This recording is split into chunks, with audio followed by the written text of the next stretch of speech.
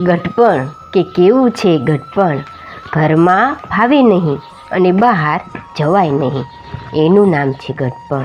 ભાવે એ ખવાય નહીં, ખાવા મળે એ ભાવે નહીં, પોતાના જ ઘરમાં પારકું લાગે એનું નામ છે ગઢપણ. આ બોલે એને કોઈ સાંભળે નહીં, બીજા બોલે એને સંભળાય નહીં. આ કોઈની પાસે બેસે તો ગમતું નથી, આની પાસે બેસવું કોઈને ગમતું નથી. આનું નામ છે ગઢપણ. બસ આનું નામ જ ગઢપણ. સાવ સાચી વાત ને, સમજજો. કે દીકરો ગુસ્સે થાય ને તો માતા પિતા કહે છે તેનો સ્વભાવ નાનપણથી જ એવો છે.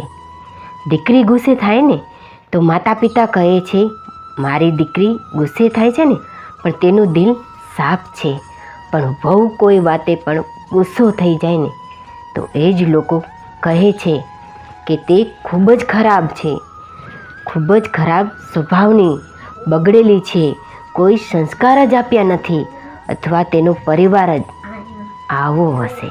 પુરુષનું ખિસ્સું અને સ્ત્રીનો ખોડો ખાલી રહી જાય ને તો આ દુનિયા જીવવા નથી દેતી.